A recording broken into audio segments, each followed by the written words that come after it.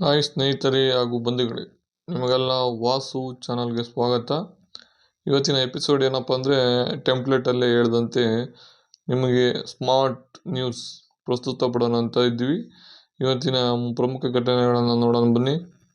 ಮುಖ್ಯಮಂತ್ರಿ ಸಿದ್ದರಾಮಯ್ಯ ಅವರು ಸವಿತಾ ಸಮಾಜದ ಗಾಂಧಿ ಭವನದ ಆಯೋಜಿಸಿದ ಕಾರ್ಯಕ್ರಮದಲ್ಲಿ ಲೇಖಕ ಡಾಕ್ಟರ್ MS ಮುತ್ತುರಾಜ್ ಅವರ ಮಂಗಳ ವಾದ್ಯ ಕಾದಂಬರಿ ಲೋಕಾರ್ಪಣೆ ಮಾಡಿದರು.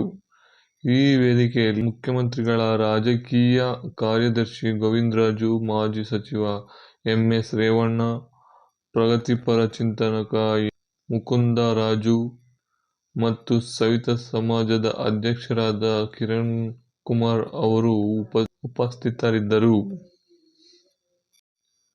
ರಾಷ್ಟ್ರಪತಿ ದ್ರೌಪದಿ ಮುರ್ಮು ಅವರು ಪ್ಯಾರಾ ಆರ್ಚರಿಯಲ್ಲಿನ ಸಾಧನೆಗಾಗಿ ಶ್ರೀಮತಿ ಶೀತಲ್ ದೇವಿ ಅವರಿಗೆ 2023ರ ಅರ್ಜುನ್ ಪ್ರಶಸ್ತಿ ನೀಡಿದರು.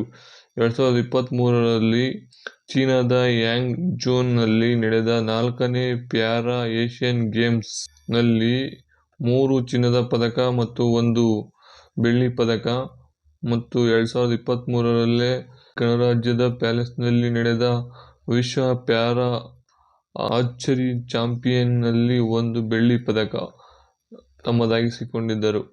ಅದಕ್ಕಾಗಿ ಅವರಿಗೆ 2023 ಅರ್ಜುನ್ ಎಂಬ ಪ್ರಶಸ್ತಿಯನ್ನು ಕೊಟ್ಟು ಗೌರವಿಸಿದರು. ಬ್ಯಾಗಿನಲ್ಲಿ ಇಟ್ಟುಕೊಂಡು ಸಾಗಿಸುತ್ತಿದ್ದ ಮಹಿಳೆಯನ್ನು ಬಂಧನ. ತನ್ನ 4 ವರ್ಷದ ಮಗಳನ್ನು ಕೊಲೆ ಮಾಡಿ ಅವಳು ಬ್ಯಾಗಿನಲ್ಲಿ ಇಟ್ಟುಕೊಂಡು ಹೋಗುತ್ತಿದ್ದ ಖಾಸಗಿ ಕಂಪನಿಯ ಸಿಇಒ, ಸ್ಮಾರ್ಟ್ ಹಬ್ ಕಂಪನಿಯ ಸಿಇಒ ಮಹಿಳೆಯು ಐಮಂಗಲ ಪೊಲೀಸ್ ಠಾಣೆಯಲ್ಲಿ ಸಿಕ್ಕಿಬಿದ್ದು ಬಂಧಿತಳಾಗಿದ್ದಾಳೆ. ಶ್ರೀರಾಮ ಮಂದಿರ ಉದ್ಘಾಟನೆ ಮೂಲಕ ಬಿಜೆಪಿ ಗಿಮಿಕ್ ಶೋ ಮಾಡುತ್ತಿದೆ ಎಂದಿದ್ದಾರೆ ಮಮತಾ ಬ್ಯಾನರ್ಜಿ. ಹಾಗೂ ರಾಜ್ಯಪಾಲರಿಗೆ ಕೊರೋನಾ ಪಾಸಿಟಿವ್ ಆದ್ದರಿಂದ ಕರ್ನಾಟಕದ ರಾಜ್ಯಪಾಲರಿಗೆ ಕೊರೋನಾ ಪಾಸಿಟಿವ್ ಆದ್ದರಿಂದ ಬಿಜೆಪಿ ಕ್ವಾರಂಟೈನ್ನ ಭೀತಿ ಎದುರಾಗಿದೆ. ಹಾಗೂ ರಾಜ್ಯಪಾಲರಿಗೆ ಸಿಎಂ ಸಿದ್ದರಾಮಯ್ಯ ಅವರು ಚೇತರಿಸಿಕೊಳ್ಳಲಿ ಎಂದು ಬರಲಿದೆ ಮತ್ತೊಂದು IPO ಟಾಟಾ ಕಂಪನಿಯದು.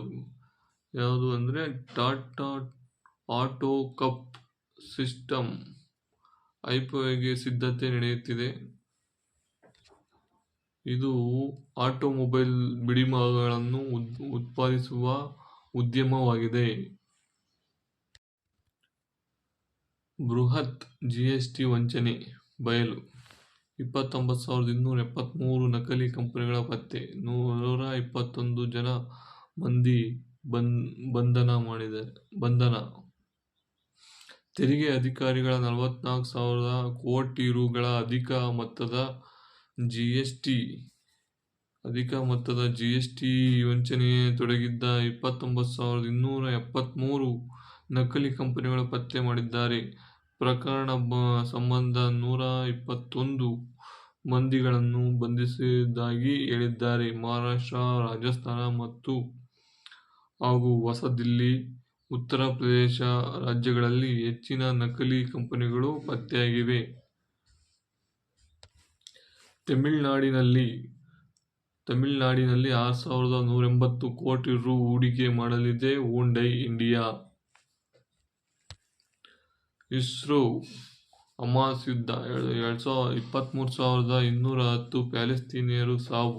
ರಾವಲ್ಪಿಂಡಿಯ ಸೇನಾ ಕೇಂದ್ರ ಕಚೇರಿಯ ಮೇಲೆ ನಡೆದಿದ್ದ ದಾಳಿ ಪ್ರಕರಣಕ್ಕೆ ಸಂಬಂಧಿಸಿ ಪಾಕಿಸ್ತಾನದ ಮಾಜಿ ಪ್ರಧಾನಿ ಇಮ್ರಾನ್ ಖಾನ್ ಅವರನ್ನು ಮಂಗಳವಾರ ಬಂಧಿಸಲಾಗಿದೆ. ಶ್ರೀಲಂಕಾ ಜೈಲಿನಿಂದ ಬಿಡುಗಡೆಯಾದ ಚೆನ್ನೈ ತಲುಪಿದ ತಮಿಳುನಾಡಿನ 13 ಮೀನುಗಾರರು. ಜಪಾನ್ನಲ್ಲಿ ಮತ್ತೆ ಭೂಕಂಪನವಾಗಿದೆ. ಸುನಾಮಿ ಭೀತಿ ಯಾವುದೇ ಇಲ್ಲ. ಶೇರ್ ಮಾರ್ಕೆಟ್ ನೋಡೋಣ. ನಿಫ್ಟಿ 31.85 ಅಂಕ ಏರಿಕೆ ಕಂಡು 21,544.85 ಗೆ ಹೋಗಿದೆ.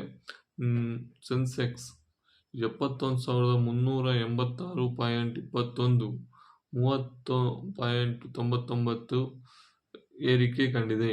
30.99 ಏರಿಕೆ ಕಂಡಿದೆ.